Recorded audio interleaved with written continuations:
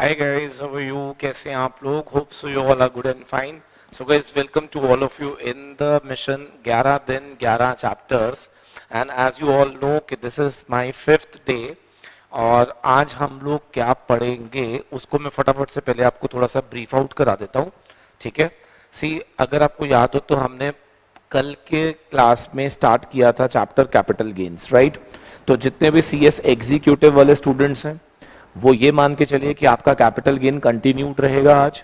और जितने भी सीएस प्रोफेशनल वाले स्टूडेंट्स हैं, आप सबको मालूम है कि थ्रू दिस चैप्टर हम लोग बहुत स्पेशल ट्रांजैक्शंस को पढ़ते थे जो आपके मॉड्यूल में गिवन थी, like liquidation of the company slump sale, ठीक है, प्रोविजन ऑफ सेक्शन 50C. तो ये सब चीजें जो है हम लोग आज कवर अप करने की कोशिश करेंगे इन दिस चैप्टर. क्लियर है? तो दोनों को आई होप सो क्लियर है. एग्जीक्यूटिव वालों के लिए कैपिटल गेन कंटिन्यूड रहेगा और फाइनल वालों के लिए आज बहुत सारे छोटे छोटे चैप्टर जो आपके मॉड्यूल में आउट ऑफ कैपिटल गेन्स निकाले गए थे उनको आज हम कवर अप करेंगे. क्लियर है? ठीक है सर, चलिए स्टार्ट करते हैं. अच्छा, स्टार्ट करने से पहले एक बार डिस्कस कर लेते हैं कि हमने लास्ट क्लास में क्या पढ़ा था with in just 2 minutes, so that हमारा एक बारी पहले जरा रिवाइज हो जाए एंड देन फिर उसके बाद हम आगे का प्रोसेस देखें कि हमें आज क्या क्या पढ़ना है. क्लियर है? ठीक है सर. देखिए, हम लोगों ने इसमें अभी तक क्या क्या पढ़ा था. मैंने आपको पढ़ाया था कि कैपिटल गेन का ये जो चैप्टर है as per section 45 sub section 1 कब लगता है बेटा? जब देयर इज ट्रांसफर. जब क्या पाया जाता है? ट्रांसफर. किसका बेटा? Of capital asset.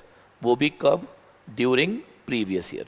तो कहते हैं अगर कोई भी व्यक्ति during the previous year transfer करता पाया गया कैपिटल एसेट को, तो हम ये मान के चलेंगे कि that income will be subject to capital gains. Clear है? चैट बॉक्स ओपन करिएगा, जैसे जैसे क्वेश्चन पूछूंगा बड़ी स्पीड में आपने आंसर लिखना है. क्लियर है? ठीक है सर. कैपिटल एसेट्स क्या होता है? सेक्शन 2 क्लॉज 14 बताता है. और ट्रांसफर क्या होता है? सेक्शन 2 क्लॉज 47 बताता है. तो I will give you some situations. आपने मुझे बताना है कि वेदर इट इज ट्रांसफर और नॉट या whether it is capital asset और not. Should I start? Yes. Jewellery held as SIT, held as stock in trade. एक ज्वेलर के लिए ज्वेलरी, बहुत बढ़िया. क्या ये कैपिटल एसेट नहीं है? तो this income will be taxable under which head? PGBP. बहुत बढ़िया. Land sir always capital asset, whether used for business और used for personal use. Clear है? So land is always capital asset. Very good. Building capital asset always, business हो या personal हो. Jewellery अगर not as SIT, not as SIT, it is a capital. Drawing, painting, sculptures, yes, all these are the capital asset. Agriculture, land in urban area, yes, it's a capital asset. Agriculture, land in rural area, no, it is not a capital asset. Clear है?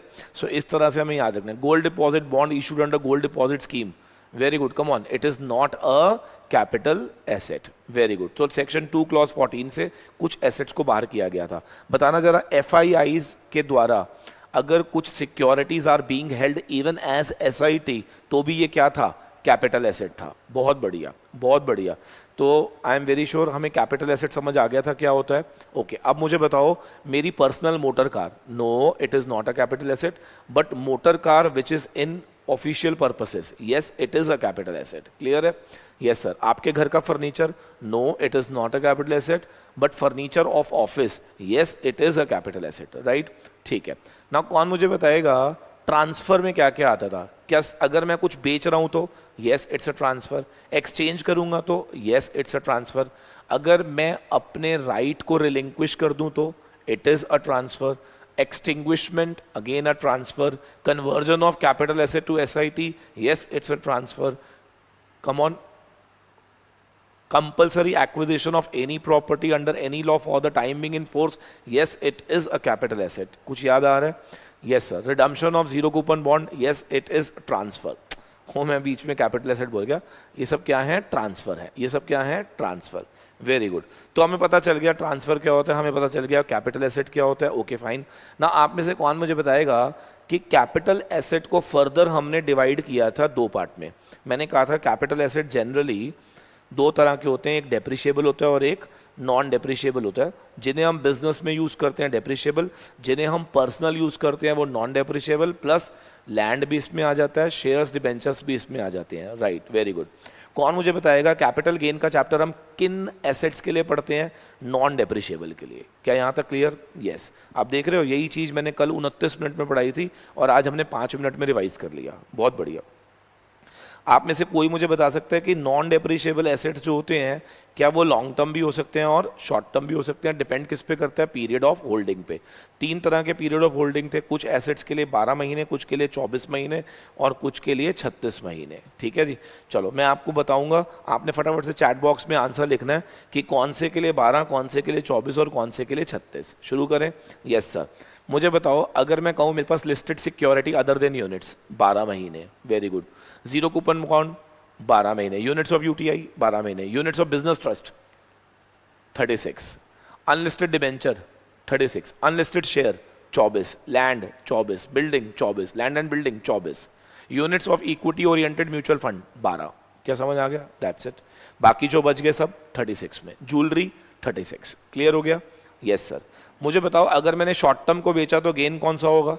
Short term capital gain होगा। और long term बेचने पर long term capital gain होगा। Indexation किस में मिलता था? लॉन्ग टर्म में मिलता था। इंडेक्सेशन किस में मिलता था? लॉन्ग टर्म में मिलता था। क्लियर है? Yes sir.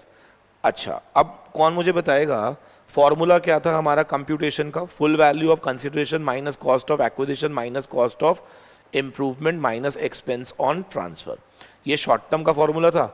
और अगर यही लॉन्ग टर्म हो जाए तो full value minus index cost of acquisition, index cost of improvement minus expense on transfer. याद रखना, एक्सपेंस ऑन ट्रांसफर के आगे इंडेक्सेशन कभी भी नहीं आता। क्लियर है? हाँ सर, हमें याद है। अच्छा, इसमें इंपॉर्टेंट था COA और COI निकालना। यस, इसके लिए मैंने आपको सेक्शन कौन सा पढ़ाया था? 55। बताओ, कॉस्ट ऑफ एक्विजिशन कैसे निकालते थे? सर, कॉस्ट ऑफ एक्विजिशन निकालने के लिए जनरली तो परचेज प्राइस होता है। Very good. लेकिन अगर हमने एसेट को एक्वायर किया है प्रायर टू 1 अप्रैल 2001 तो उस केस में PP और FMV as on 1 April 2001 which ever is higher will be taken as cost of acquisition. क्या डन? यस सर, बिल्कुल समझ आ गया हमें। अच्छा, कौन मुझे बताएगा in case of 7 self generated assets, 7 self generated assets, अगर वो इनटैंजिबल है और सेल्फ जनरेट, वैसे वो सारे इनटैंजिबल थे, अगर वो सेल्फ जनरेटेड हुए हैं तो क्या उनकी कॉस्ट को क्या ले लिया जाता था? निल ले लिया जाता था। याद है हमें? Yes sir. सर, अगर मैं आपसे पूछूं क्या गुडविल ऑफ प्रोफेशन इन 7 में आता था? नो। क्या गुडविल ऑफ बिजनेस आता था? Yes. Right to carry on business? Yes. Tenancy rights? Yes. लूमार्स? Yes. Right to trade, brand name, trade names, ये सब इसके अंदर आ जाते थे। Stage carriage permit? यस। तो ये 7 ऐसे एसेट्स थे जिनकी cost will be taken as nil अगर वो सेल्फ जनरेटेड है। लेकिन अगर परचेज्ड है तो cost will be taken as purchase price. Clear है? यस सर, समझ आ गया सर। चलो, वेरी गुड। इसके बाद मैंने कहा था व्हाट अबाउट बोनस इशू। मैंने कहा था कि अगर आपको कोई बोनस शेयर्स मिले हैं तो आपको क्या ध्यान रखना होगा? सर, हमें ये ध्यान रखना होगा कि इन केस अगर मुझे कोई बोनस मिला है तो अगर तो वो 1 अप्रैल 2001 या उसके बाद मिला होगा तो it will be taken as nil, the cost will be taken as nil. लेकिन अगर वो इसके प्रायर मिला होगा तो इसकी कॉस्ट को हम ले लेंगे FMV एज ऑन 1 अप्रैल 2001। सबको याद है ये? Yes sir. Sir, right issues की कॉस्ट कैसे निकालते हैं मैंने बता दिया था। Yes sir. अगर रेनाउंस नहीं हुआ तो what ever amount is paid to the company will be the cost of right issue.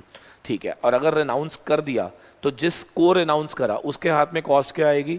The amount paid to the company and the amount जो उसने आपको दिया, दोनों को प्लस करके क्या राइट इशू के शेयर की कॉस्ट की वैल्यूएशन आ जाएगी। क्लियर है? हाँ सर, समझ आ गया सर।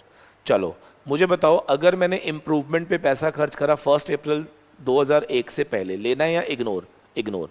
और इसके अलावा 3 ऐसे वो थे, सॉरी 3 चीजें ऐसी थी जिस पे इंप्रूवमेंट हम नहीं लेते थे। कौन कौन से?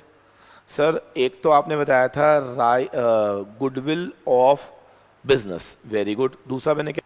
दूसरे नंबर पे था बेटा हमारा right to carry on business और प्रोफेशन, और एक था हमारे पास right to manufacture any product और आर्टिकल। ठीक है जी। सो ये थे हमारे पास बेसिकली कुछ चीज़ें जो हम लोगों ने लास्ट क्लास में पढ़ी थी। क्लियर है? ठीक है सर। तो इसके बाद मैंने आपको एक पॉइंट और बताया था कि as per third proviso to section 48 indexation benefits हमें नहीं दिया जाता। एक तो इन केस ऑफ कमॉन पहला नंबर पे क्या था, डिबेंचर्स एंड बॉन्ड्स, बट उसमें भी एक्सेप्शन था कि हमें मिल जाएगा एक तो capital index bonds issued by the government और दूसरा yes sovereign gold bonds issued by the RBI, उन पे आपको इंडेक्सेशन बेनिफिट्स दे दिए जाएंगे। क्लियर है? ठीक है सर। चलिए, तो हम आज की क्लास में क्या क्या पढ़ेंगे मैं आपको पहले लिखवा देता हूं। देखिए, एक तो मैं आपको पढ़ाऊंगा section 46 red with section 222C। इसमें हम लोग पढ़ेंगे अबाउट लिक्विडेशन ऑफ कंपनीज। ठीक है जी, तो ये कैपिटल गेन्स का ही पार्ट है, बट इसको मैं थोड़ा सा अलग कर दूंगा बेटा। ठीक है? ठीक है सर। फिर इसके बाद हम लोग पढ़ेंगे प्रोविजन ऑफ सेक्शन 50C। ठीक है, दूसरे नंबर पे। इसमें अमेंडमेंट है FA 2020 में, तो आई एम एक्सपेक्टिंग कि पेपर में इस बार आएगा ये। ठीक है, एट द सेम टाइम इसमें भी डिविडेंड के चैप्टर में अमेंडमेंट आने की वजह से इसके भी ट्रीटमेंट में फ़र्क आया है, तो इसको भी हम चेक करेंगे कि ड्यू टू दैट अमेंडमेंट क्या चेंज आया है। ठीक है, और तीसरा मैं आपको पढ़ाऊंगा स्लम सेल। स्लम सेल, ठीक है जी, स्लम सेल हम पढ़ेंगे सेक्शन 50B में। तो आप देख सकते हो कि हम लोग बेसिकली 3 चीज़ों को कवर अप करेंगे। कोशिश करेंगे कि जब हम सेक्शन 50C पढ़ें तो इसके साथ हम टैक्सेशन ऑफ गिफ्ट्स को भी अटैच कर लें। ठीक है ना, ताकि आपका थोड़ा और ज़्यादा इसके साथ लिंकेज दिख जाएगा आपको। ठीक है ना, कोशिश करूंगा मैं इसके साथ लिंक करने की। ठीक है ना, आई विल ट्राई माई बेस्ट कि मैं इन दोनों को आपस में लिंक कर सकूं। ठीक है? ठीक है सर। सो आज का हमारा बेसिकली ये सब रहेगा।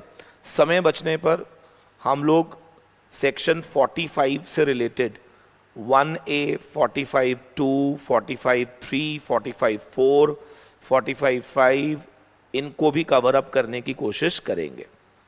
ठीक है, कोशिश करेंगे। बिल्कुल एंड की बातें हो रही हैं, बट मुझे लगता है कि ये जो मैं टॉपिक करा रहा हूँ ये अपने आप में बहुत बड़े टॉपिक है, तो पहले हम इनको बड़ी तसल्ली से पढ़ेंगे। अगर समय मिलेगा तो हम वो भी करेंगे। क्लियर है? Yes sir.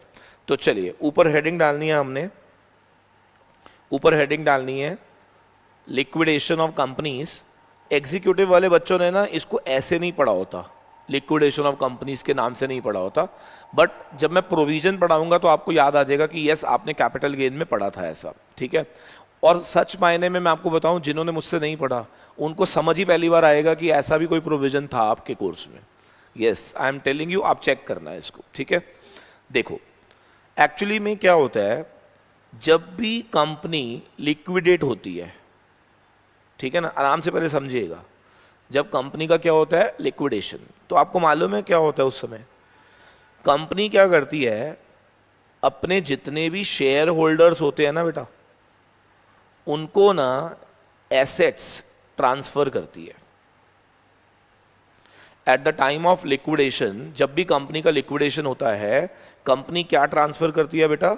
शेयर होल्डर्स को एसेट्स ट्रांसफर करती है। बदले में शेयर होल्डर्स जो होते हैं ना, वो अपने शेयर्स का जो टाइटल होता है ना, वो सरेंडर कर देते हैं। तो इसका मतलब there is exchange going on. एक तरफ कंपनी आपको क्या दे रही है? एसेट्स।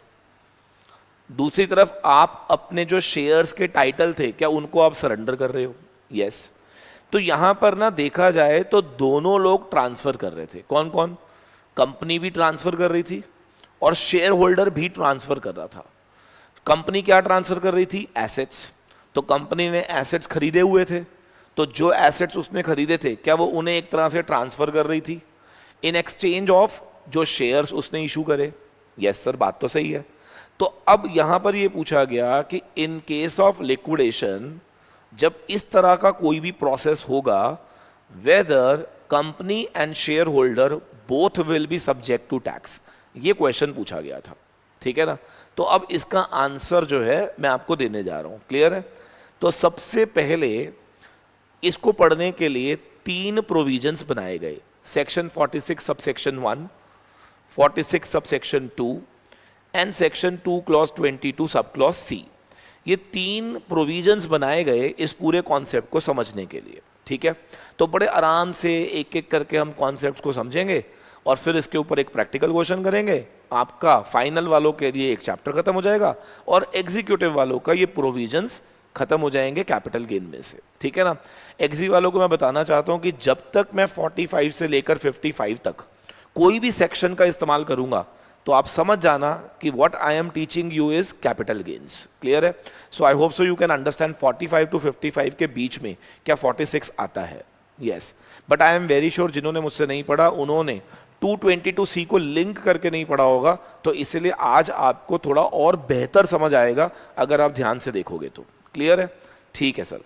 तो अब आपने क्या करना है, यहां पर प्रोविजन डालना है सेक्शन 46(1) का, यहां पे डालना है 46(2) का, रेड विद 222C। ठीक है जी? ठीक है। अब 46(1) क्या कहता है, ध्यान से सुनेंगे, लिखो। Any distribution of assets by company at the time of liquidation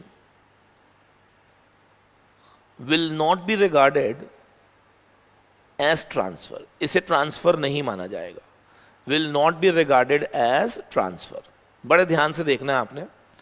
अगर कोई भी कंपनी डिस्ट्रीब्यूट करती पाई गई एसेट्स को eight the time of liquidation तो हम उसको ट्रांसफर ही नहीं मानेंगे। तो कौन मुझे बताएगा, अगर लॉ इसको ट्रांसफर मानेगा ही नहीं तो कौन मुझे बताएगा क्या ये चैप्टर अप्लाई हुआ या हुआ ही नहीं? नो सर, क्योंकि चार्जिंग सेक्शन क्या कहता था, देयर शुड बी ट्रांसफर, और लॉ क्लियर कह रहा है कि मैं इसको क्या नहीं मानूंगा, ट्रांसफर ही नहीं मानूंगा। तो लिख लीजिए, hence no capital gains in hands of company. Company के हाथ में there will be no capital gains, ऐसा इन्होंने 46(1) में कर दिया। तो एग्जीक्यूटिव वाले ध्यान रखना, आपके एमसीक्यू में ये क्वेश्चन आ सकता है क्या, कि इन केस अगर कोई कंपनी लिक्विडेट होती है और अगर वो डिस्ट्रीब्यूट करती है अपने एसेट्स को to the shareholder, will it be subject to capital gain? आपने सिंपली क्या लिखना है, no this transaction will not be subject to capital gain. Reason मैंने आपको बता दिया, why, because as per section 46 subsection 1 it will not be treated as, come on, क्या, it will not be treated as transfer. इसको हम transfer ही treat नहीं करते हैं। क्या मेरा पॉइंट क्लियर? Yes sir. अब चलते हैं 46 सबसेक्शन 2 पे। क्लियर है? ध्यान से देखना है। अब 46 सबसेक्शन 2 बातें करेगा शेयर होल्डर्स के पॉइंट ऑफ व्यू से। अब आज मारो किसके पॉइंट ऑफ व्यू से? शेयर होल्डर्स के पॉइंट ऑफ व्यू से बात करेगा। ठीक है सर, कैसे? आइए देखते हैं। ये कंपनी थी, ठीक है, और ये मिस्टर एक्स था। आराम से समझिएगा। हुआ ये कि मिस्टर एक्स ने मान लो 10,000 रुपए के शेयर्स परचेज करे थे। ठीक है ना, मान लेते हैं उसने 10,000 के शेयर्स परचेज करे थे। ठीक है सर। क्वेश्चन ये है कि अगर उसने 10,000 के शेयर परचेज करे थे और बदले में जब कंपनी लिक्विडेट होती है तो बदले में कंपनी उसको क्या दे रही है, एसेट्स, और मान लेते हैं कि उन एसेट्स की फेयर मार्केट वैल्यू जो थी वो थी 50,000। अब आप मुझे बताओ, मिस्टर एक्स ने शेयर खरीदे कितने के थे? 10,000 के। बदले में क्या मिला उसको? एसेट्स, और जो भी एसेट्स मिले उसकी फेयर मार्केट वैल्यू क्या थी? 50,000। तो सोच के बताओ क्या मिस्टर एक्स को बेनिफिट हुआ? यस। कितना? 40,000 का। कितने का बेनिफिट हुआ? 40। क्या ये 40,000 कैपिटल गेन बन जाना चाहिए for mister x? Yes. So simple ना। तो लिखो, मिस्टर एक्स के लिए फुल वैल्यू ऑफ कंसिडरेशन क्या होगा? लिख लो, fair market value of assets जो उसने रिसीव्ड करा प्लस जो भी उसने एसेट रिसीव करे उसकी फेयर मार्केट वैल्यू ले लेना, प्लस अगर उसने कोई कैश वैश रिसीव करा होगा या any amount through bank receive करा होगा तो वो भी प्लस हो जाएगा। क्लियर है? फिलहाल तो मैं मान के चल रहा हूं कि आपको सिर्फ हमने क्या डिस्ट्रीब्यूट करे थे? एसेट्स। ठीक है। माइनस क्या करेंगे इसमें से? कॉस्ट। वो आप देख लीजिएगा कि इंडेक्सेशन करनी है या नहीं करनी। आई होप सो यू अंडरस्टैंड। अगर ये लिस्टेड होगा तो 12 महीने के पीरियड से अगर ज्यादा है तो इंडेक्सेशन करनी है। अनलिस्टेड है तो 24 महीने से अगर ऊपर होगा तो करनी है। ठीक है ना, तो वो तो आपको मालूम है। फिलहाल मैं मान के चल रहा हूं ये शॉर्ट टर्म है तो मैं सीधा सीधा कॉस्ट माइनस कर दूंगा तो क्या मेरे पास शॉर्ट टर्म कैपिटल गेन्स निकल आएगा। कितना आएगा इस क्वेश्चन में? 40,000। सो सिंपल। तो क्या 46(1) और 46(2) समझ आ गया? हाँ सर, ये तो बहुत सिंपल था। अब जितने भी एग्जीक्यूटिव वाले बच्चे जिन्होंने लिंक करके नहीं पढ़ा लॉ को, उनको इतना ही आता होगा, if I am not wrong, उनको इतना ही आता होगा, कंपनी को छोड़ना है, शेयर होल्डर को टैक्स करना है, और शेयर होल्डर को टैक्स करने के लिए फुल वैल्यू ऑफ कंसिडरेशन क्या लेनी है? Fair market value of the assets जो दी गई थी by the company to the share holders, plus इसके अलावा अगर कुछ और रिसीव हुआ था तो वो भी प्लस कर देना, माइनस वो शेयर आपने जितने के खरीदे थे क्या उसकी कॉस्ट इसमें से माइनस कर देना। क्या हमारे पास कैपिटल गेन्स निकल आएगा इन the hands of share holders. क्या यहां तक सबको समझ आ गया या नहीं? अब इसमें एक छोटा सा ट्विस्ट आएगा, वो ट्विस्ट को हमें समझना है बस, ठीक है ना? वो ट्विस्ट अगर आप समझ गए तो it will be very very very easy, ठीक है ना? It will be very easy. अगर यहां तक क्लियर हो गया तो मैं आगे बढ़ सकता हूं। यस प्लीज, यस, ठीक है। अब इसमें ट्विस्ट क्या है, ध्यान से देखेंगे। Section 2 clause 22 sub clause C कहता है कि अगर कोई कंपनी डिस्ट्रीब्यूट करेगी एसेट्स को eight the time of liquidation, liquidation के समय पे अगर कोई कंपनी एसेट्स डिस्ट्रीब्यूट करती पाई गई, मैं रिपीट करूंगा, अगर लिक्विडेशन के समय पर अगर कोई कंपनी एसेट्स डिस्ट्रीब्यूट करती पाई गई तो सेक्शन 2 क्लॉज 22 सी कहता है इसको हम ट्रीट करेंगे डीम्ड डिविडेंड। इसको हम ट्रीट क्या करेंगे? डीम्ड डिविडेंड मान लेंगे। कितना? लिख लीजिए, to the extent company possesses accumulated profits whether capitalized or not, whether capitalized or not, ऐसा 222C में लिखा हुआ था, ठीक है जी। तो 222C अट्रैक्ट कब होगा? नंबर 1, लिक्विडेशन के समय पे। अगर कंपनी क्या कर रही है? डिस्ट्रीब्यूशन, वो तो कर रही थी, वो तो कर रही थी, लेकिन अट्रैक्ट तभी होगा अगर कंपनी के पास उस समय क्या थे? एक्यूमुलेटेड प्रॉफिट्स पड़े हुए थे, वेदर कैपिटलाइज्ड और नॉट। लेकिन अगर मैं ये मान लूं कि उस समय कैपिटलाइज्ड प्रॉफिट या प्रॉफिट थे ही नहीं, तो मेरा क्वेश्चन है 222C अट्रैक्ट नहीं होगा। और जब 222C अट्रैक्ट नहीं होगा तो क्या क्वेश्चन ऐसे ही सॉल्व करना था जैसे हमने अभी करा था। तो आप लिख लीजिए, लिख लीजिए, ये जो इजीएस्ट वाला क्वेश्चन था ये सब ऐसे ही सॉल्व करना है आज भी पेपर में। कब? अगर eight the time of liquidation company do not possesses क्या? एक्यूमुलेटेड प्रॉफिट्स वेदर कैपिटलाइज्ड और नॉट। तो एक लिख लीजिए नोट बना के, note 222C will not be attracted. ये अट्रैक्ट होगा ही नहीं।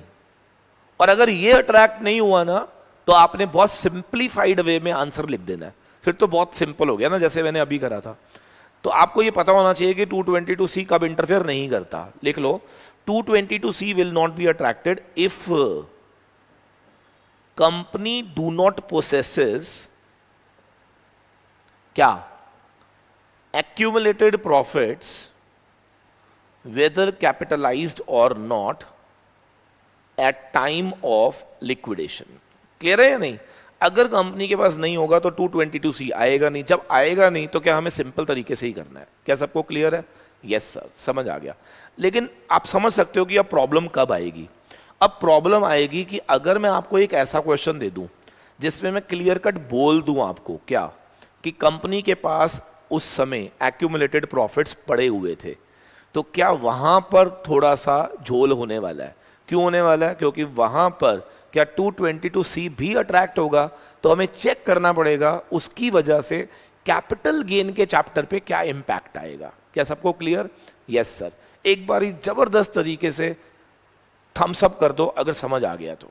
कम ऑन यार, चैट बॉक्स में सब बच्चे थम्स अप करो अगर आपको समझ आ गया कि मैं यहाँ पे क्या करने जा रहा हूँ। कौन मुझे बताएगा? Very good. कौन मुझे बताएगा अब मैं क्वेश्चन में क्या करने जा रहा हूँ? सर आप पता है क्या करोगे? अब आप एक ऐसा क्वेश्चन क्रिएट करोगे जिसमें कंपनी लिक्विडेशन में डिस्ट्रीब्यूट भी करेगी और उसके पास एक्यूमुलेटेड प्रॉफिट्स भी पड़े होंगे। यस, तो वहां पर आंसर कैसे आएगा? अगर वो मैंने सिखा दिया तो सर ये प्रोविजन खत्म। क्लियर है? Yes sir. आ जाओ, लिखो जरा। क्वेश्चन लिख रहा हूं मैं। एक्स लिमिटेड, लेट्स से एक अनलिस्टेड कंपनी थी, लिक्विडेट होती है ऑन 1 अक्टूबर 2020, ठीक है जी, एंड डिस्ट्रीब्यूट करती है assets fair market value 20 lakh to its share holders. ठीक है जी, अपने शेयर होल्डर्स को 20 लाख के टोटल एसेट्स उसने डिस्ट्रीब्यूट कर दिए। ठीक है सर। कहता है accumulated profits as on date of liquidation in books of the company. Company की किताबों में एक्यूमुलेटेड प्रॉफिट्स जो पहले से पड़े थे देवर लाइक 5 लाख रुपीस, 5 लाख रुपए का एक्यूमुलेटेड प्रॉफिट पड़ा हुआ था। क्लियर है? ठीक है सर। कहते हैं मिस्टर एक्स जो था ना वो होल्डर था 25% शेयर्स का इन एक्स लिमिटेड। एक्स लिमिटेड में उसका स्टेक कितना था? 25% का स्टेक था। क्लियर है? For which he invested rupees 4 lakh 5 years before. 5 साल पहले उसने 4 लाख रुपए इन्वेस्ट करे थे इस कंपनी के अंदर टू गेट 25% का स्टेक। ये कंपनी अनलिस्टेड है बेटा। क्वेश्चन ये है find out income of mister x and x limited. दोनों की बतानी है इनकम क्या है। ठीक है जी, 1 by 1 करके पेन को आराम से बंद कर दो, क्योंकि एक्चुअली में प्रॉब्लम कहां पे है ना, अगर आप साथ साथ लिखोगे तो आपको समझ नहीं आएगा। ठीक है ना, और अगर मेरे को लिखने दोगे, समझ लोगे पहले, तो फिर आप आराम से नोट भी कर लेंगे। ठीक है ना, प्रोविजन पे ध्यान देना आपने, क्योंकि हुआ क्या कि पहले भी ढंग से समझ नहीं आया, आज भी नहीं आएगा, तो अब तो पेपर ही आने वाले हैं, है ना। तो आप 2 मिनट के लिए तसल्ली करो, पहले मुझे बोलने दो, फिर आप कर लेना। ठीक है ना? ठीक है सर। देखो हम इस क्वेश्चन को कैसे अटेम्प्ट करेंगे। सबसे पहले we will apply section 46 subsection 1 और उसमें सिंपली लिख देंगे distribution at the time of liquidation not regarded as transfer. इसको ट्रांसफर नहीं माना जाता, खत्म हो गया बात। इसको हम ट्रांसफर नहीं मानते। अब मुझे कौन बताएगा? अगर इसको ट्रांसफर नहीं मानना तो no capital gains in hands of companies. खत्म ही हो गया। यानी कि कंपनी के ऊपर किसी तरह का कोई कैपिटल गेन का चैप्टर अप्लाई नहीं किया जाएगा। हाँ जी, लिखेंगे जरा 46 सबसेक्शन 2 एंड इसमें लगेगा 222C ऑल्सो। ठीक है ना, पहले 222C लगाते हैं। आप मुझे बस इतना बता दो कि इसमें डीम्ड डिविडेंड कितना है। डीम्ड डिविडेंड कितना है? तो मैंने आपसे क्या कहा था? To the extent company possesses accumulated profit whether capitalized और नॉट। तो in this question you can see कि कितना ऐसा प्रॉफिट था जो हमारे पास पड़ा हुआ था as on the date of liquidation. कितना था? 5 लाख। तो मेरे बच्चे डीम्ड डिविडेंड कितना है? 5। अब पहले रुको, यहां पे पहले रुको, समझो समझो। कंपनी ने डिस्ट्रीब्यूट तो करा टोटल 20, लेकिन 222C क्या कहते हैं कि इस 20 में से 5 लाख तो मैं मान लूंगा कि डिविडेंड था। तो मेरा क्वेश्चन है अगर 20 में से 5 लाख डिविडेंड था तो बाकी का 15 लाख क्या फॉर शेयर्स था? यस। समझो, कंपनी ने तो टोटल 20 ही दिया था। यस। लॉ ने बीच में इंटरफेयर करके क्या बोला? 1 मिनट रुक जाओ, 1 मिनट रुक जाओ। ये जो आपने टोटल 20 दिया है ना, एज पर सेक्शन 222C हम ये मानेंगे कि इसमें से 5 लाख क्या दिया आपने? डिविडेंड। तो मेरे बच्चे इसका मतलब जो कंपनी ने 20 बांटा है, जो कंपनी ने 20 बांटा है, अगर लॉ खुद कह रहा है कि इसमें से 5 लाख डिविडेंड था, तो क्या मैं ये मान लूं कि बाकी का 15 लाख फॉर शेयर्स था? बिल्कुल सही सर, बिल्कुल सही। अब मिस्टर एक्स का स्टेक कितना था? 25%। तो मेरा क्वेश्चन है मिस्टर एक्स को सारा का सारा 20 लाख मिल गया होगा या 25% मिला होगा? बिल्कुल, क्योंकि मैंने ये नहीं कहा कि एक्स लिमिटेड ने एक्स को 20 लाख का दे दिया, मैंने ये बोला एक्स लिमिटेड ने टोटल एसेट्स बांटे हैं कितने के? 20 लाख के। शेयर होल्डर एक्स को कितने के मिले होंगे? 25%, क्योंकि जितना उसका स्टेक होगा। बिल्कुल सही। तो मेरा क्वेश्चन ध्यान से सुनेंगे, 20 लाख का 25%, यानी कि मिस्टर एक्स को जो मिला, इसमें कोई दो राय नहीं है, क्या उसको 5 लाख मिला है? यस। क्या मिला है उसको? 5 लाख। क्या यहां तक क्लियर? यस। लेकिन आप में से कोई मुझे यहां पे बता सकता हो, क्या ये 5 लाख पूरा का पूरा शेयर्स के लिए मिला, या इसमें से कुछ पोर्शन डिविडेंड भी था? यस, कुछ पोर्शन क्या था? डिविडेंड था। ये मैं नहीं कहता, ये सेक्शन 222C कहता है। कितना पोर्शन डिविडेंड होगा सर? 5 लाख का 25% कर लो, 1,25,000, और 15 लाख का 25% कर लो, 3,75। क्या दोनों को जोड़कर 5 लाख आ गया? यस। समझ आया कुछ? हाँ सर, हमें समझ आ गया। इसका मतलब आप ये कहना चाह रहे हो कि जहां 222C आएगा, जहां 222C आएगा, शेयर होल्डर को जो भी मिला, क्या उसके दो कंपोनेंट हो जाएंगे? बहुत बढ़िया, ये पकड़िए आपने बात, बिल्कुल सही पकड़ लिया आपने। जहां 222C आएगा, क्या शेयर होल्डर को जो भी मिलेगा, क्या उसके दो टुकड़े कर दिए जाएंगे? एक कहलाएगा डिविडेंड, जो कि टैक्सेबल होगा आईओएस के अंदर, दूसरा कहलाएगा फॉर, कमॉन, किसके लिए? कमॉन यार, एसेट, एसेट के लिए, और वो चला जाएगा कैपिटल गेन्स में। क्या दोनों का डिवीजन हमें समझ आ गया? बिल्कुल समझ आ गया सर, बिल्कुल 110% समझ आ गया कि आप क्या कह रहे हो। हाँ सर, अब इसका मतलब आप ये कहना चाह रहे हो कि अगर 222C ना होता तो उसमें कोई भी कंपोनेंट डिविडेंड ना होता, तो क्या सारा का सारा फॉर शेयर्स होता? क्या सारा का सारा फॉर शेयर होता तो क्या पूरे को मैं कैपिटल गेन में यूज कर लेता? यस। समझ आ गया नहीं? ठीक है। तो अब मेरा क्वेश्चन है आपसे, बताओ मिस्टर एक्स को कितने के एसेट्स मिले होंगे? 5 लाख के। लेकिन क्या वो 5 लाख पूरा का पूरा फॉर शेयर्स है, या उसमें से कुछ पोर्शन डिविडेंड है? कुछ पोर्शन डिविडेंड है। ये मैं नहीं कहता, ये section 2 clause 22 sub clause C कहता है। बिल्कुल सही। और रिमेनिंग पोर्शन क्या उसको फॉर एसेट्स मिला होगा? बिल्कुल सही। अगर ये बात समझ आ गई है तो आइए इसका ट्रीटमेंट पढ़ लेते हैं यहां पे। अब जब 46 सबसेक्शन 2 लगाओगे तो फुल वैल्यू कितना लोगे ये बता दो। वैसे तो उसको टोटल एसेट्स कितने के मिले हैं? 5 लाख के, लेकिन हम यहां पे लिखेंगे 375। समझ आ गया ना? वो पोर्शन उसमें से हटा देना जितना उसका शेयर था in the deemed dividend. Clear हो गया ना? ठीक है। माइनस कर देना कॉस्ट ऑफ एक्विजिशन, अगर लॉन्ग टर्म होगा तो इंडेक्स्ड कॉस्ट कर देना, और जो भी आएगा क्या वो कैपिटल गेन्स निकल कर आ जाएगा। क्लियर है? Yes. Sir what about 125? Sir as per the new law, come on, as per the new law, क्या ये 125 भी शेयर होल्डर के हाथ में ही टैक्सेबल है? यस। 125 भी शेयर होल्डर के हाथ में क्या होगा? Taxable, under head iOS, under section 56। क्या सबको क्लियर हो गया? Yes sir. तो अब इसको जो भी टैक्सेशन आएगी इसके हाथ में, क्या कैपिटल गेन में भी आएगी और आईओएस में भी आएगी? सबको क्लियर हो गया? जल्दी बोल दो यार। समझ आ गया तो बहुत अच्छी बात है। Yes please. Yes sir. एक बार सर आप छोटा सा चार्ट बना सकते हो? बिल्कुल बना सकते हैं। लिखो, लिक्विडेशन ऑफ कंपनी, 2 पार्ट में डिवाइड करो। 222C not attracted, 222C attracted. अच्छा, अट्रैक्टेड कब होगा? जब company will possess accumulated profit whether capitalized और नॉट। सिंपल। ठीक है। अगर ये नहीं अट्रैक्ट हो रहा सर, तो फिर तो 2 ही सेक्शन लगेंगे, 46(1), 46(2). 46(1) कंपनी को हम छोड़ देंगे, शेयर होल्डर को पकड़ लेंगे, और शेयर होल्डर के लिए फुल वैल्यू का मतलब क्या होगा? Fair market value minus cost capital gains. Simple हो गया। बिल्कुल सही है।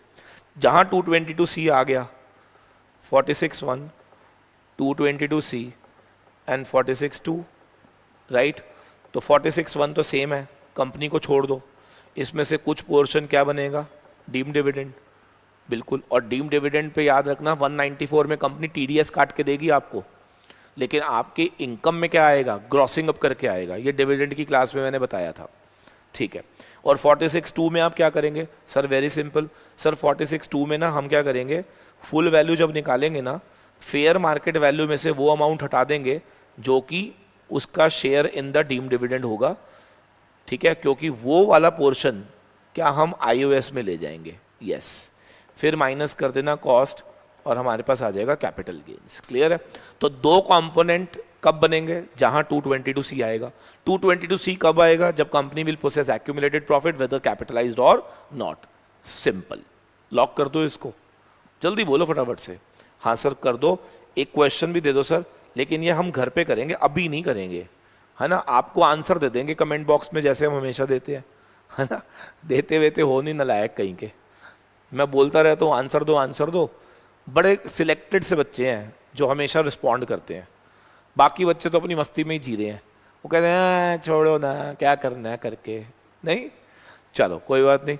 लिखो जरा, एक्स लिमिटेड ने सपोज करो लिक्विडेट होने जा रही है ऑन 1 सितंबर 2020, इसका लिक्विडेशन हो रहा है 1 सितंबर 2020 को, ठीक है सर। और फिर वो कहते हैं कि इसने डिस्ट्रीब्यूट करे हैं assets to share holder in aggregate 50 lakhs, 50 lakh के इसने एसेट्स डिस्ट्रीब्यूट कर दिए। मिस्टर एक्स होल्डर है 10% शेयर्स इन एक्स लिमिटेड, इसके 10% शेयर हैं इस कंपनी के अंदर, ठीक है। फाइंड आउट करो tax treatment if, tax treatment निकालना है if company do not possess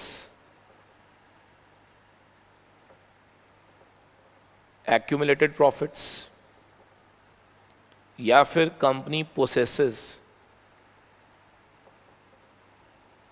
accumulated profits of rupees 20 lakhs, ठीक है जी। अच्छा, मिस्टर एक्स ने 10% शेयर खरीदे थे, लिख लो 5 लाख रुपए के खरीदे थे। कब खरीदे, कितने के खरीदे थे? 5 लाख के, वो भी ऑन 1 मार्च 2020, ठीक है। और कंपनी अनलिस्टेड है बेटा।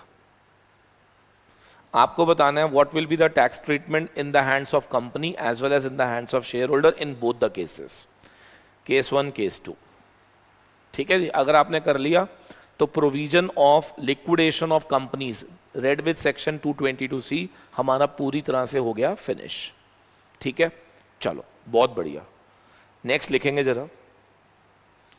हाँ जी, अगला कॉन्सेप्ट जो हम पढ़ने जा रहे हैं, मार्क कर लेना, मोस्ट इंपॉर्टेंट कॉन्सेप्ट, मतलब इससे ज्यादा कोई इंपॉर्टेंट है ही नहीं इस बार के पेपर में, एंड आई एम एक्सपेक्टिंग कि इस बार ये पेपर में क्वेश्चन आएगा, ठीक है। तो लिख लो प्रोविजन ऑफ सेक्शन 50C, ठीक है जी। एग्जीक्यूटिव वाले को तो मैं बता दूं कि ये आना ही आना है आपके पेपर में,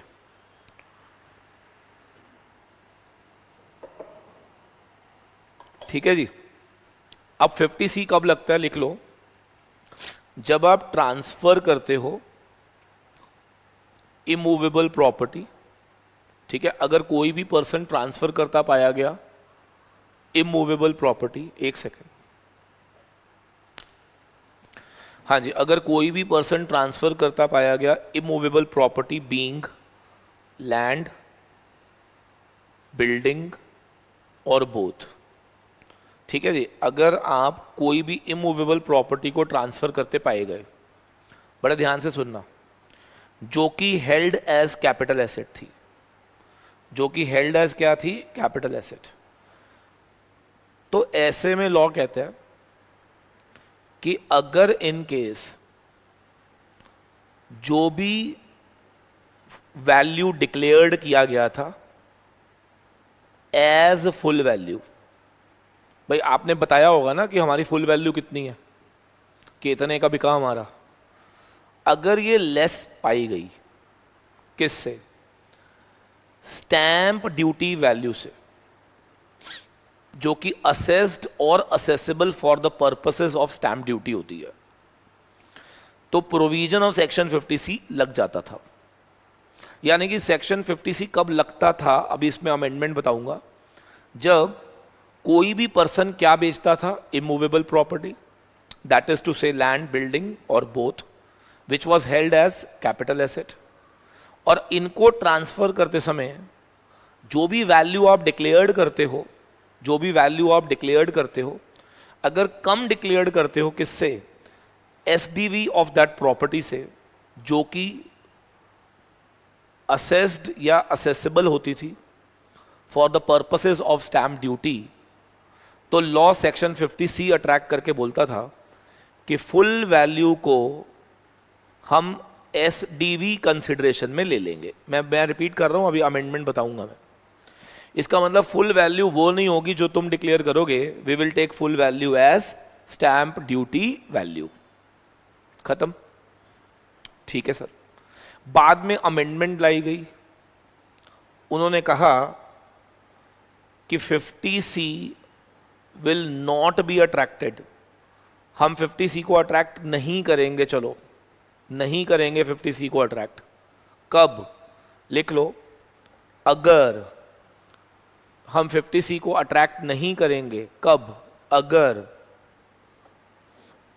जो भी एसडीवी होगा ना, जो भी हमारा एसडीवी होगा वो कम होगा या बराबर होगा 105% ऑफ वैल्यू डिक्लेयर्ड। यानी कि 5% का एक रिलैक्सेशन आ गया हमारे पास। मैं एक एग्जाम्पल देता हूं, आपको समझ आ जाएगा मैं क्या कह रहा हूं। सपोज करो कि तुमने वैल्यू डिक्लेयर कर दी 1 करोड़, ठीक है, और स्टैंप ड्यूटी आ गया 1 करोड़ 2 लाख। तो पहले तो हम बहुत रिजिड होते थे, क्या हम इसको फुल वैल्यू मान लेते थे, यानी कि 102 लाख को फुल वैल्यू मान लेते थे, तो जरा सी भी फ्लक्चुएशन अलाउड नहीं थी। लेकिन अब लॉ ने कहा ओके फाइन, हम 1 करोड़ से कंपेयर नहीं करेंगे, हम इसका 105% ले लेंगे, यानी कि 1 करोड़ 5 लाख से कंपेयर करेंगे 1 करोड़ 2 लाख को।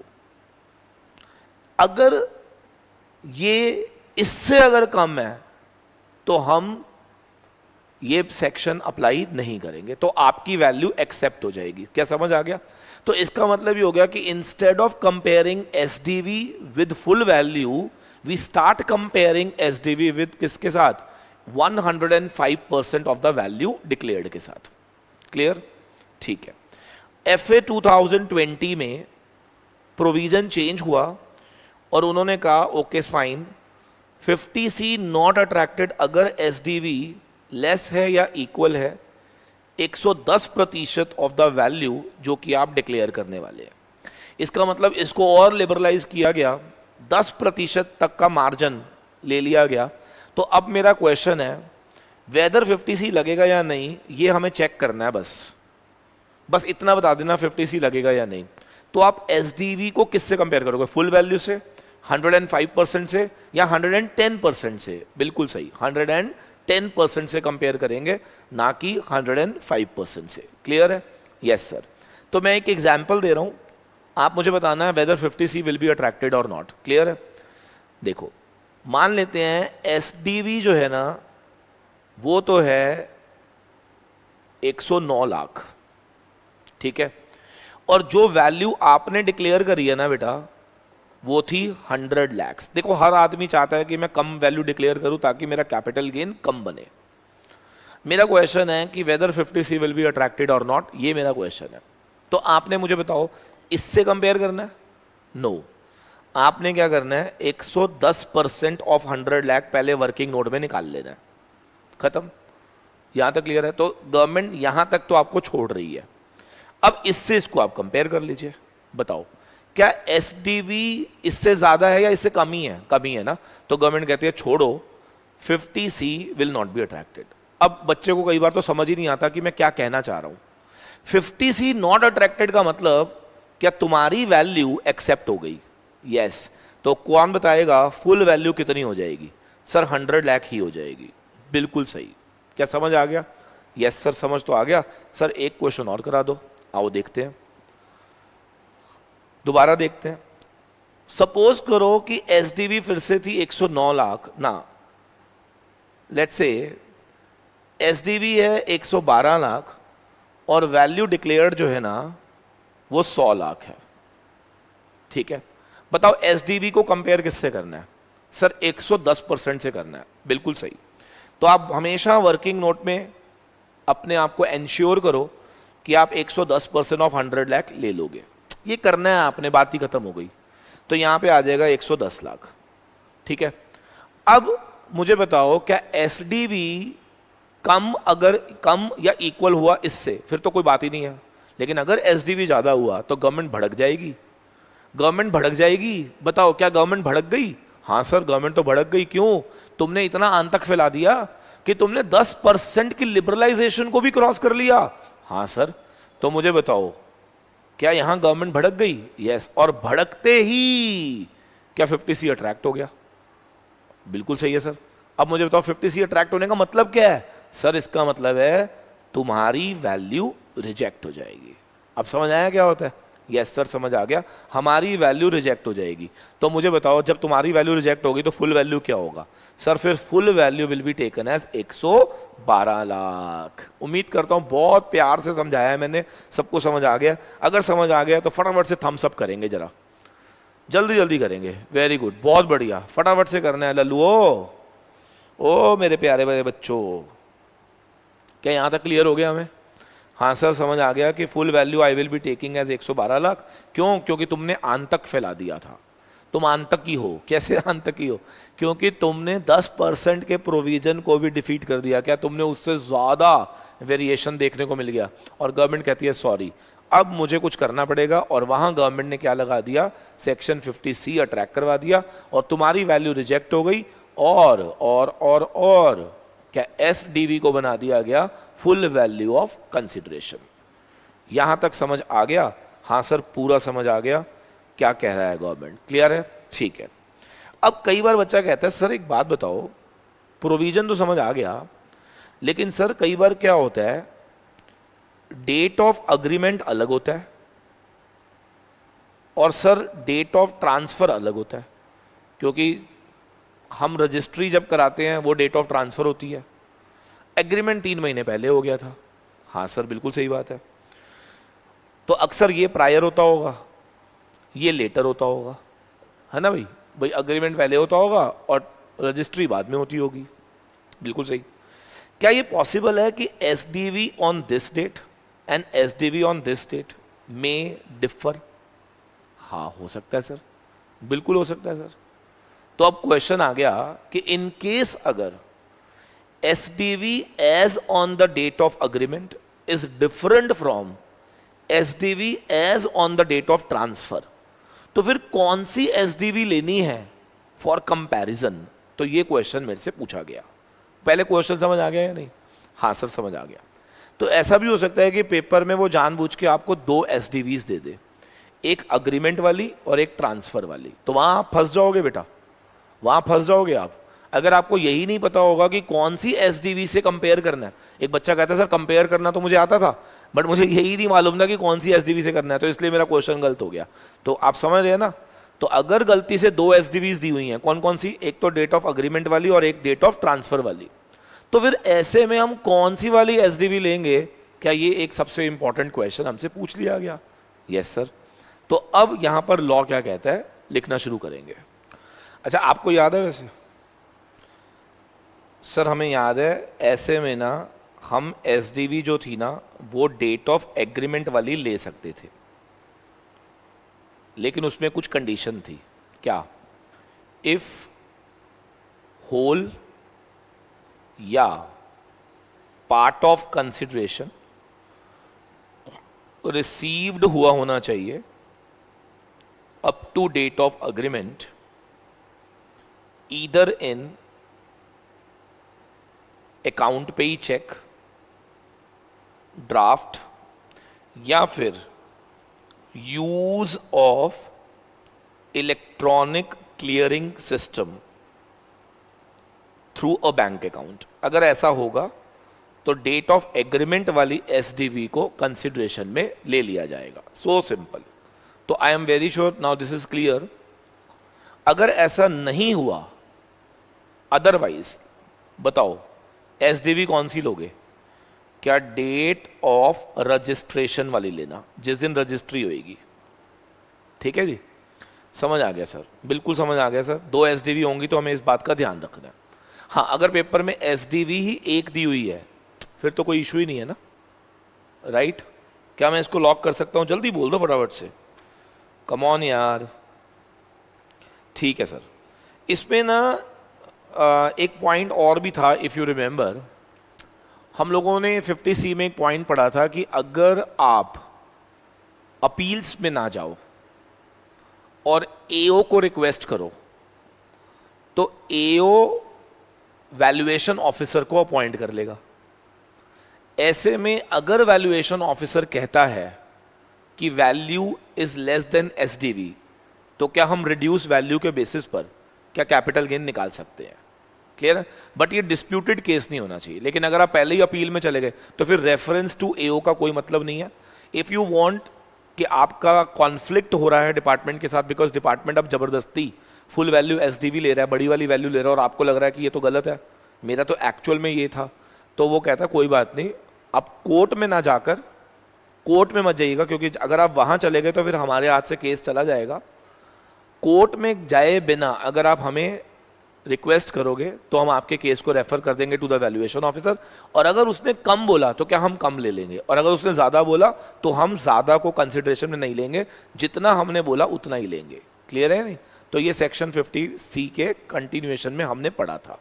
उम्मीद करता हूं यहां तक सबको समझ आ गया है। क्लियर है?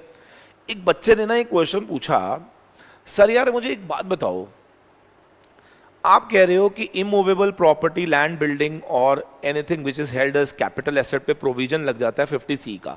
सर समझ आ गया, लेकिन सर एक बात बताओ, कुछ लोग ऐसे भी होते होंगे जिनके पास ये सब चीजें एज स्टॉक इन ट्रेड होती होंगी, लाइक डीएलएफ, रहेजाज, यस, तो सर वो भी तो बेचते ही हैं। वो अलग बात है कि उनकी इनकम टैक्सेबल कैपिटल गेन में ना होकर कहां होती होगी? पीजीबीपी में। तो क्या सर उन पे भी सेम प्रोविजन लगते हैं? यस। अब लिखो, लिखो सेक्शन 43C। अब भले ही ये चैप्टर कैपिटल गेन्स नहीं है, लेकिन क्योंकि मिलता जुलता प्रोविजन था इसलिए साथ में करा रहा हूं, समझ रहे हैं ना? तो ये सेक्शन 43 आ गया, तो यानी कि 28 से 44 क्या पीजीबीपी का चैप्टर आ गया? यस। क्योंकि प्रोविजन सेम है तो मैं इसको इसके साथ ही लिंक करके खत्म कर दूंगा, क्योंकि इसमें भी बिल्कुल सेम अमेंडमेंट लाई गई थी। क्लियर है? लिखेंगे जरा, ये 43CA है बेटा, है ना? 43CA लिखो। ये कब लगता है? When transfer of immovable property being land, building और बोथ, जो कि हेल्ड होगी एज एसआईटी। अभी जो हमने पीछे पढ़ा था 50C के अंदर, वो क्या था? Which is held as capital asset, और यहां पर मैं क्या बोल रहा हूं? Which is held as SIT. तो क्या ये लोग भी तो एसेट्स बेचते होंगे? हाँ बिल्कुल बेचते होंगे। वो अलग बात है, वो इनके लिए क्या होगा? Stock in trade. क्योंकि ये स्टॉक इन ट्रेड था तो कम से कम कैपिटल गेन के चैप्टर में तो नहीं आएगा, लेकिन क्या ये पीजीबीपी के चैप्टर में आएगा? सो एग्जीक्यूटिव वाले बच्चे ध्यान से सुन लेना, प्रोविजन पूरा सेम है। अगर पेपर में क्वेश्चन आ जाए, मिस्टर एक्स एक बिल्डर था, उसने 10 फ्लैट्स बनाए और वो उन 10 फ्लैट्स को बेच रहा था, तो मेरा क्वेश्चन है, बिल्डर के लिए फ्लैट्स का मतलब स्टॉक होता होगा? यस। जब वो बिल्डर उन फ्लैट्स को बेचेगा तो क्या इस पर चैप्टर पीजीबीपी लगेगा? यस। लेकिन जिसे वो बेच रहा है क्या वो इमूवेबल प्रॉपर्टी है? यस। रजिस्ट्री उसकी भी करनी है? यस। तो क्या सेम प्रोविजन 50C वाला मुटैटिस मुटेंडिस लगा देना? यस। तो लिख लो, अगर फुल वैल्यू ऑफ कंसिडरेशन कम पाई गई एसडीवी से तो हम ये सेक्शन लगा देते थे। फिर बाद में इसमें भी रिलैक्सेशन लाया गया कि 43CA नहीं लगेगा अगर एसडीवी अप टू 105% होती है, किसका? जो वैल्यू आप डिक्लेयर करोगे। और एफए 2020 में क्या इसको भी 110% तक लाया गया है। तो आपकी पैरेलल में दोनों अमेंडमेंट्स कवर हो गई। क्या समझ आ गया या नहीं? हाँ सर समझ आ गया। आप ये कह रहे हो कि जब भी इमूवेबल प्रॉपर्टी ट्रांसफर करते हैं, या तो वो कैपिटल एसेट होती है या एसआईटी होती है। कैपिटल एसेट होती है तो 50C लगा देंगे, और अगर एसआईटी होती है तो 43CA लगा देंगे। यस। पता है क्या, मैं आपको एक चीज बताता हूँ। ये रिवीजन क्लास चल रही है, राइट? तो रिवीजन में ना मैं कोई भी चैप्टर के प्रोविजंस को यहाँ पे बोल सकता हूँ क्योंकि आपने एटलीस्ट पढ़ा हुआ है, याद नहीं आ रहा वो कोई बात नहीं। लेकिन जब हम लोग फर्स्ट टाइम पढ़ाते हैं ना आपको, तो हम ये बातें नहीं बता सकते। आप समझ रहे हो? क्योंकि आपका माइंड, एग्जीक्यूटिव वाले बच्चों से बात कर रहा हूँ, आपका माइंड डेवलप नहीं होता उस समय। हाँ सर, तो उस समय हम लोग ये बताते ही नहीं है आपको कि पीजीवीपी में आप ऐसा पढ़ोगे क्या, तो कई बार चीज़ें ना अनलिंक्ड रह जाती हैं, समझ रहे हैं। लेकिन आज जब हम रिवीजन कर रहे हैं तो मुझे ऐसा लग रहा है कि we are capable enough to link the laws and to remember it by linking the things. Clear है या नहीं? तब आपको लगेगा कि यस, अब हमें एक्चुअल में चीजें पूरी अच्छे से ग्रास्प हो गई हैं। समझ आ गया? यस सर, समझ आ गया। So I am very sure this provision is done now. मैंने हालांकि स्टार्टिंग में बोला था कि I will try to link it with taxation of gifts, लेकिन अभी पढ़ाते पढ़ाते मेरे मन में आया कि अगर मैं करूँगा ना तो थोड़ा सा ना मिक्स और मैच हो जाएगा, तो टैक्सेशन ऑफ गिफ्ट की ना मैं अलग से ही क्लास ले लूँगा। ठीक है? सो आई डोंट वांट कि आप एकदम से फिर जब उठो तो आपको लगे यार ये क्या हो गया, आज तो क्लास समझ ही नहीं आई। ठीक है ना? तो हम टैक्सेशन ऑफ गिफ्ट को इसके साथ मर्ज नहीं कर रहे हैं, वो मैं अलग से ही पढ़ा दूंगा। राइट? ठीक है सर, डन, बिल्कुल सही है सर। तो अब लिखो section 50B slump sale. 50B लिखेंगे स्लम सेल, स्लम सेल। अच्छा एक बात बताओ, mission 11 days 11 chapter, I think today is my 5th chapter ना, 5th डे, चैप्टर छोड़ो, दिन 5वां है। ट्रस्ट मी, आपने सही मायने में ना मुझे 7 hours दिए हैं। क्लास भले ही डेली आती है, आती तो 1-1.25 घंटे की है। आपने एक चीज नोटिस करी होगी कि 7 hours के अंदर हम लोगों ने इतने इंपॉर्टेंट प्रोविजंस कवर अप कर लिए हैं जिसमें डीटी का बहुत अच्छा मैसिव कवरेज आ जाता है। समझ रहे हैं? अच्छा, मुझसे ना कई बच्चे कह रहे थे कि सर जीएसटी और कस्टम भी करा दो इसी मिशन में। तो सुनो, अब आपके लिए good news, after mission 1 we are coming with mission 2.0। Yes,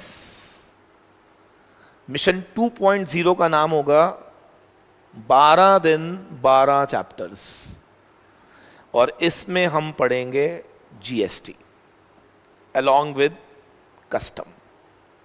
समझ आ गया जी? तो डोंट वरी, सब कुछ कराऊंगा, तसल्ली से कराऊंगा, डिटेल में कराऊंगा। सो वेट करिएगा, immediately after mission 1 we will start with mission 2.0, और इसका नाम क्या होगा? 12 दिन 12 चैप्टर्स। क्लियर है? तो ये सरप्राइज था, मैंने आपको पहले ही बताया था कि मैं इसको एंड तक छोड़ूंगा नहीं आपको। इसके बाद मिशन 3.0 भी सुन लो। हाँ सर बता दो, उसमें हम करेंगे practical problems related with every chapter. 3 missions, और उसके बाद तुम्हारा level in taxation will be on the top. Clear है या नहीं? Yes sir. तो ये 3 मिशंस बैक टू बैक मैं आपके लिए लेकर आऊंगा, और आप देखिएगा कि आपको कितना बेनिफिट होने वाला है। ठीक है ना? बोल दो मेरे प्यारे प्यारे बच्चों। हाँ सर, ठीक है। तो लिखो जरा, स्लम सेल। जो पहला क्वेश्चन दिमाग में आना चाहिए कि सर स्लम सेल होता क्या है, what do you mean by the slump sale? तो मैं पहले सरल भाषा में समझा रहा हूं। जब कोई भी पर्सन अपनी पूरी यूनिट, अपनी पूरी डिवीजन को ट्रांसफर कर देता है फॉर लमसम कंसिडरेशन, मतलब आपने अपनी पूरी की पूरी यूनिट ही बेच दी और उसके लिए आपने चार्ज क्या करा? लमसम कंसिडरेशन चार्ज करा। क्या चार्ज करा आपने? लमसम कंसिडरेशन चार्ज करा। ठीक है सर। आगे लिखता है विदाउट असाइनिंग, बिना असाइन करे, वैल्यूज ऑफ इंडिविजुअल असेट्स। मतलब शर्त यह है कि आप जब डिवीजन बेच रहे हो तो आप एसेट्स की वैल्यूएशन असाइनमेंट नहीं करोगे। आप सीधा बोल दोगे कि भैया ऐसा है, ये पूरा बिजनेस 5 करोड़ में बेच रहा हूं, ये पूरा बिजनेस 100 करोड़ में बेच रहा हूं, ये पूरा बिजनेस 500 करोड़ में बेच रहा हूं, तो आपको ये नहीं कहना कि इसमें ये इतने का, ये इतने का, ये इतने का। जहां आपने ये बोल दिया ये इतने का, ये इतने का, ये इतने का, तो it is not a slump sale. समझ आ गया? हाँ, वो अलग बात है अगर असाइनमेंट का पर्पस, अगर वैल्यू को असाइन करने का पर्पस सिर्फ ट्रांसफर था। एग्जाम्पल देखिए, बिल्डिंग जब ट्रांसफर हो रही होगी तो क्या उसकी वैल्यूएशन देनी पड़ेगी, ताकि कैपिटल गेन्स निकालते समय हमें ध्यान रखना होगा कि हमने बिल्डिंग को अलग से वैल्यूएशन करना होता है। तो रजिस्ट्री जब हम करवाते हैं ना, तो क्या बिल्डिंग का वैल्यूएशन उसमें आ जाता है? यस। तो assignment for the purpose of, अगर रजिस्ट्री हुई है तो उसको असाइनमेंट नहीं माना जाएगा, ध्यान रखना। ठीक है सर। अब यहां पर प्रॉब्लम क्या है, पहले वो हमें समझनी है। प्रॉब्लम क्या थी सर? प्रॉब्लम यहां पर ये आई कि जब कोई व्यक्ति स्लम सेल करता है, जब कोई व्यक्ति लमसम कंसिडरेशन में अपनी पूरी डिवीजन बेच देता है, तो अब मुद्दा क्या था कि इस डिवीजन में जितने भी एसेट्स थे उसमें से कुछ थे डेप्रिशिएबल और कुछ क्या थे? Non depreciable. और कुछ तो स्टॉक इन ट्रेड भी थे, बिल्कुल। कुछ लॉन्ग टर्म थे और कुछ शॉर्ट टर्म थे। तो पता कैसे चलेगा कि इसे हमें टैक्स कैपिटल गेन में करना है, पीजीबीपी में करना है? अगर कैपिटल गेन में करना है तो फिर अगला क्वेश्चन आएगा लॉन्ग टर्म है या शॉर्ट टर्म। तो बड़े सारे क्वेश्चन हमसे पूछे गए और उन सभी का आंसर हमें कौन देगा? सेक्शन 50B देगा। ठीक है, लिखो जरा, लिखो। Any transfer by way of slump sale will be taxable under the head capital gains under section 50B। ये तो उन्होंने लॉ में क्लियर कर दिया। ओके फाइन, हम इसको क्या करेंगे? कैपिटल गेन्स में टैक्स करेंगे। हम क्या करेंगे? कैपिटल गेन्स में टैक्स करेंगे। ठीक है सर। लेकिन इन्होंने ये बोला कि नेचर ऑफ कैपिटल गेन के लिए आपको पीरियड ऑफ होल्डिंग एसेट्स का नहीं लेना, अंडरटेकिंग का लेना है। अगर वो 36 मंथ से ज्यादा है तो लॉन्ग टर्म, अगर 36 मंथ तक है तो शॉर्ट टर्म। इन शॉर्ट, आपको पीरियड ऑफ होल्डिंग किसका लेना है? जल्दी बताओ सर। हमें पीरियड ऑफ होल्डिंग लेना है, कम ऑन, अंडरटेकिंग का, कि अंडरटेकिंग कितनी पुरानी थी। अगर वो 36 महीने से ज्यादा पुरानी थी तो लॉन्ग टर्म, 36 महीने तक या उससे कम पुरानी थी तो शॉर्ट टर्म। फिर इन्होंने ये भी बोला कि इंडेक्सेशन बेनिफिट्स हम आपको नहीं देंगे। तो लिख लीजिएगा, no indexation benefits will be given in such cases. आपको किसी तरह का कोई भी इंडेक्सेशन बेनिफिट्स नहीं दिए जाएंगे ऐसे पर्टिकुलर केसेस के अंदर। उम्मीद करता हूं बिल्कुल समझ आ रहा है। Yes sir. अब कैपिटल गेन कैसे निकलेगा वो भी लिख लीजिए। फुल वैल्यू ऑफ कंसिडरेशन तो वही होगा जितने की पूरी यूनिट बिकी होगी। यस। माइनस करते थे हम कॉस्ट। क्या करते थे हम? कॉस्ट। तो यहां पर कॉस्ट का मतलब होगा नेटवर्थ। लिख लीजिए, कॉस्ट का मतलब क्या होगा? नेटवर्थ। इसका मतलब उस डिवीजन की जो भी नेटवर्थ होगी ना, और नेटवर्थ क्या होती है? Assets minus liabilities. नेटवर्थ का मतलब क्या होता है? उस कंपनी की एसेट्स माइनस उस कंपनी की लाइबिलिटीज। कौन सी कंपनी? जिसे बेचा है आपने। तो ये हमारे पास आ जाएगा capital gains, may be long term, may be short term. Long हो या शॉर्ट, इंडेक्सेशन होना ही नहीं है तो बात ही खत्म हो जाएगी। क्या सबको क्लियर है? Yes sir. अब कौन मुझे बताएगा? नेटवर्थ निकालने का फॉर्मूला तो दे दिया गया, एसेट माइनस लाइबिलिटी।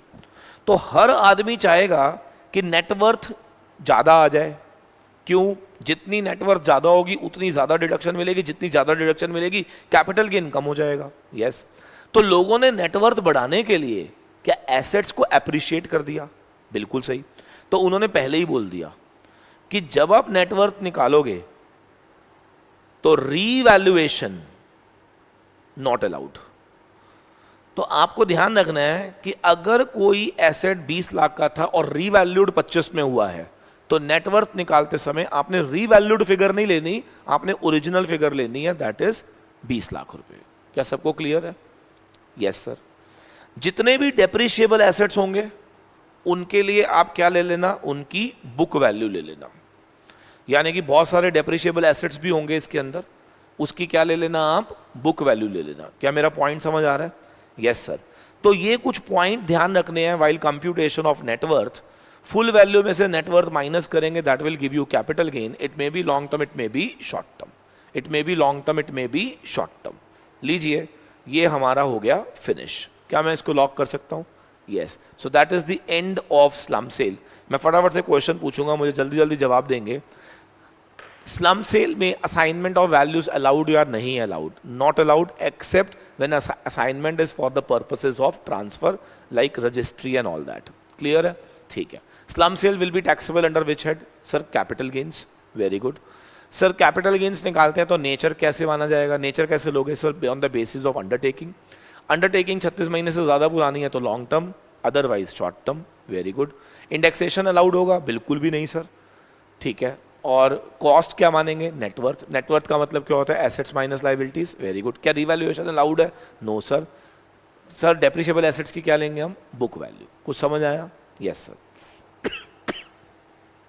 यहां पे बुक वैल्यू का मतलब समझ रहे हैं? रिटर्न डाउन वैल्यू, जो भी उसकी रिटर्न डाउन वैल्यू आ रही होगी। ठीक है? ठीक है सर, बहुत बढ़िया। बहुत, मेरे ख्याल से we can lock this concept now. Yes. So आज की क्लास में अभी तक हमने क्या क्या कवर अप कर लिया, एक बार मुझे बता दीजिए फटाफट से। सर हम लोगों ने लिक्विडेशन पूरा खत्म कर लिया, उसके अंदर हमने कौन सा प्रोविजन पढ़ा था? सेक्शन 46। हम लोगों ने इसके अलावा एक कॉन्सेप्ट खत्म करा, ट्रांसफ़र ऑफ इमूवेबल प्रॉपर्टी, और इसके अंदर हमने दो कॉन्सेप्ट पढ़ लिए, अगर एज कैपिटल एसेट होगा या as PG stock in trade होगा, और एक हमने पढ़ लिया स्लम सेल। क्लियर है? अब एक वेरी इंपॉर्टेंट चैप्टर मैं पढ़ाने जा रहा हूँ, वो भी इसी चैप्टर से जुड़ा हुआ है, दैट इज बाय बैक। तो ऊपर हेडिंग डालेंगे बाय बैक। ठीक है? सो ये आज की क्लास का हमारा आखिरी टॉपिक है। आखिरी टॉपिक है हमारा बाय बैक। बाय बैक, अब पहले इसको समझ लेते हैं होता क्या है ये, फिर इसमें क्या प्रोविजंस हुआ करते थे और अब क्या प्रोविजन है, दोनों में हम डिफरेंस देख लेते हैं। ठीक है? देखो क्या होता था, कंपनीज अक्सर अपने शेयर्स को क्या करती हैं? बायबैक करती है। मैं रिपीट करूंगा, कंपनीज अक्सर अपने शेयर्स को क्या करती हैं? बायबैक करती हैं। ठीक है? तो पुराने लॉ में क्या होता था, जब भी शेयर्स का बायबैक होता था ना, तो हमारे पास लिस्टेड और अनलिस्टेड दोनों शेयर्स के बायबैक का ट्रीटमेंट अलग होता था। मेरे शब्दों पे ध्यान देना आपने। लिस्टेड शेयर्स का बायबैक का ट्रीटमेंट अलग था, अनलिस्टेड शेयर्स के बायबैक का ट्रीटमेंट अलग था। ठीक है? ये पुराने लॉ की बात कर रहा हूं, लिख लेंगे इसमें। अनलिस्टेड के केस में हम लोग प्रोविजन लगा देते थे section 115 QA, QB and QC। ठीक है जी? Red with section 1034A।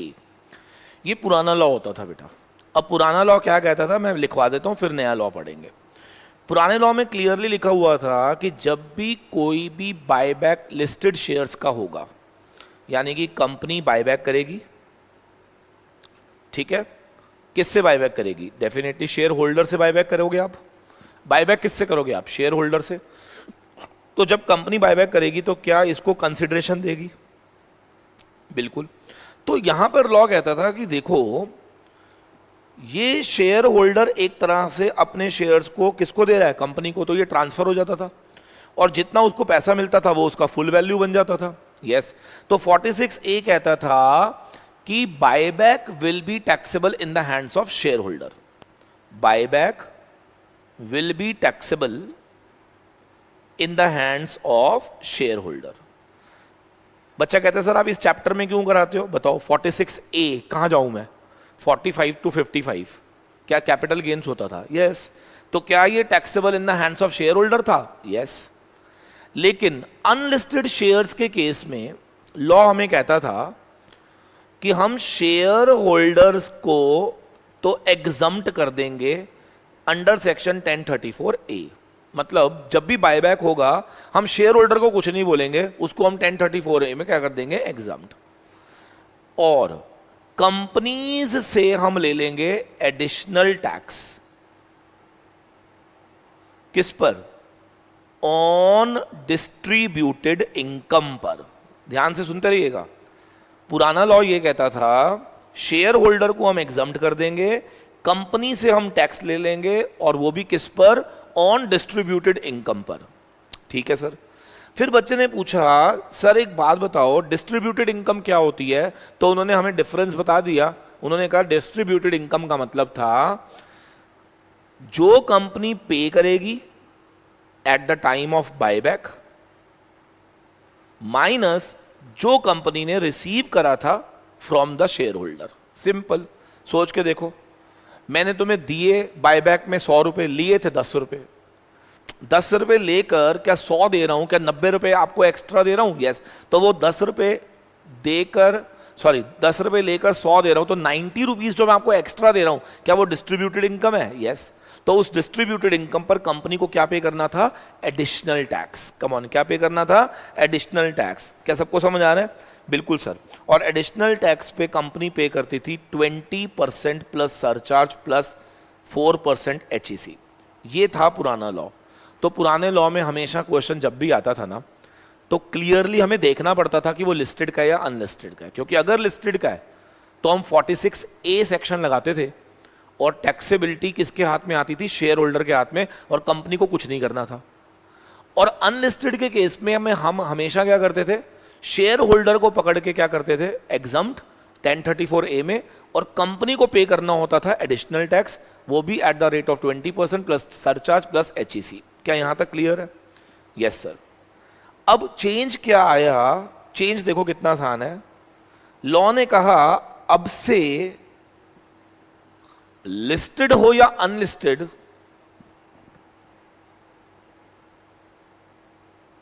Her case में कंपनी पे करेगी additional tax. Yes sir. So easy now. अगर पेपर में अब क्वेश्चन आ गया लिस्टेड हो या अनलिस्टेड, आपने क्या करना है? क्या कंपनी से ही एडिशनल टैक्स भरवाना है? बस खत्म। समझ आ गया या नहीं? Who will pay additional tax in case of buyback? अब एग्जीक्यूटिव वालों को अगर MCQ क्वेश्चन आ गया, बताओ who will pay additional tax in case of buyback, listed हो या अनलिस्टेड? आपने स्ट्रेट अवे आंसर क्या देना है? Sir every time company will pay additional tax, share holder will be exempted under section 1034A। समझ आ गया सर? समझ आ गया, बिल्कुल समझ आ गया। उम्मीद करता हूं the point is clear to everyone. अब बच्चा कहता है सर ये QB क्या है और QC क्या है? कुछ नहीं है बेटा। एक्चुअली में ना गवर्नमेंट ये कहती थी कि अगर कंपनी ने एडिशनल टैक्स पे करने में डिले करा तो QB कहता था इंटरेस्ट लग जाएगा, और QC बोलता था कि कंपनी पर क्या लगा दूंगा मैं? पेनल्टीज। QB में इंटरेस्ट, QC में पेनल्टी। हाँ जी क्लियर है। अब इसमें वैसे पूछेगा नहीं, मैं फिर भी लिख देता हूं 1% पर मंथ या पार्ट ऑफ द मंथ। ठीक है जी, 1% पर मंथ या part of the month after due date interest लग जाएगा। और ड्यू डेट क्या होती थी मैं आपको बता देता हूं। जब भी कंपनी ने ये डिस्ट्रीब्यूशन कराया ना, उसके 14 दिन के अंदर कंपनी को एडिशनल टैक्स पे करना होता था। अगर 14 दिन में नहीं पे करा तो 15वें दिन से क्या कंपनी पे इंटरेस्ट लग जाता था। और 115 QC में लिखा गया था कि हम आपको घोषित कर देंगे principal officer of the company को assessee in default, and accordingly उस पर क्या लगा दी जाएगी? पेनल्टी। सिंपल। समझ आ गया? Yes please. तो ये बेसिकली प्रोविजंस हम लोगों को पढ़ने हैं बायबैक में। तो मैं आपको फिर रिपीट करूंगा, बायबैक के अंदर अब शेयर लिस्टेड हो या unlisted, every time additional tax will be payable by the company. और एडिशनल टैक्स कितना होगा? 20% plus surcharge plus HEC on additional distributed income. Distributed income का मतलब क्या होता है? The difference between what I took and what I paid you, दोनों का जो डिफरेंस होगा that will be taken as distributed income. उस पर हम 20 plus surcharge plus HEC government को पे कर देंगे। बात खत्म हो जाती है यहाँ पर। उम्मीद करता हूँ the point is clear. Delay करने पर 14 दिन के अंदर ये पे करना होता है, नहीं करोगे तो 1% पर मंथ या पार्ट ऑफ द मंथ के हिसाब से आप पर लगाया जाएगा इंटरेस्ट। और उसके अलावा हम आपको असेसी इन डिफॉल्ट घोषित करेंगे, एंड अकॉर्डिंगली क्या आप पर पेनल्टी भी चार्ज कर ली जाएगी। क्या सबको क्लियर? सर बिल्कुल समझ आ गया। चलिए अब आज की क्लास को हम वाइंड अप करते हैं और जाते जाते आपको मैं फिर से एक क्वेश्चन देके जा रहा हूं, और जितने मेरे प्यारे प्यारे बच्चे हैं जो हमेशा आंसर देते हैं, उम्मीद करता हूं कि वो इस बार भी आंसर देंगे। ठीक है, लिखो। सपोज करिए एक कंपनी थी अनलिस्टेड, जिसने शेयर्स को सोल्ड किया था 10 लाख में, और उन शेयर्स को कंपनी ने बायबैक कर लिया 12 लाख में। 10 में बेचा, 12 में बायबैक करा। तो पहला आंसर आपने देना है कि बताओ डिस्ट्रीब्यूटेड इनकम कितनी है, नंबर 1। फिर आपने बताना है what is the amount of additional tax which is payable, तो वो है 20% प्लस 12% सरचार्ज प्लस 4% HEC। ठीक है जी, जैसे ही आप ये सॉल्व करोगे आप चेक करो कितना आ रहा है। If I am not wrong तो इफेक्टिव रेट विल बी 23.296%। तो जो भी डिस्ट्रीब्यूटेड इनकम निकालोगे उसका 23.296%, क्या ये एडिशनल टैक्स पेबल आ जाएगा? जल्दी बोलो। राइट, आगे लिखो। If additional tax was payable, मैं आपको लास्ट डेट बता रहा हूं, 15 सितंबर 2020 सपोज। ठीक है, बट इट वॉज पेड, ये पे किया गया था ऑन 25 नवंबर 2020। करना था 15 सितंबर को, किया गया 25 नवंबर को। तो आपने मुझे इंटरेस्ट कितना पेबल होगा वो भी कैलकुलेट करके देना है। क्लियर है? चलो, ये हो गया हमारा फिनिश। आई होप सो ये क्वेश्चन आप अटेम्प्ट कर लोगे। और कल 15 अप्रैल से मैंने अनाउंसमेंट करी है जिसमें हम लोग MCQ series, test series start करने जा रहे हैं from tomorrow at morning 11 AM। 4 chapter मैंने अपने कम्युनिटी में ऑलरेडी दे दिए हैं, तो प्लीज़ आप उस टेस्ट को जरूर अटेम्प्ट करिएगा और पढ़ के दीजिएगा, ऐसे मत उठ के आ जाइएगा, ताकि आप लोगों का एक्चुअल में बेनिफिट होगा after that particular series. Number 1। Number 2, final वाले बच्चे भी अगर चाहें तो उस सीरीज को दे सकते हैं, कोई इशू नहीं है, क्योंकि MCQ है या सब्जेक्टिव है, प्रोविजन ऑफ द लॉ तो सेम ही है ना, है ना। तो आप भी अगर चाहो तो उस सीरीज के अंदर टेस्ट सीरीज अटेम्प्ट कर सकते हो, बिल्कुल कर सकते हो, क्योंकि बहुत सारे चैप्टर्स वही होंगे जो आपके और इनके कॉमन हैं। ठीक है, तो wish you all the best कि आप कल सभी लोग अटेम्प्ट करो और कोई ना कोई आप में से ही विनर हो और उसको कैश प्राइज दिया जाए। Right, thank you very much, God bless you all. मिलते हैं आपसे नेक्स्ट क्लास में। Transfer pricing sir, transfer pricing कहाँ है यार? मेरा इतना शेड्यूल बिजी चल रहा है, मैं कोशिश करूँगा आज पक्का डाल दूंगा, डोंट वरी। ठीक है, चलो बाय बाय।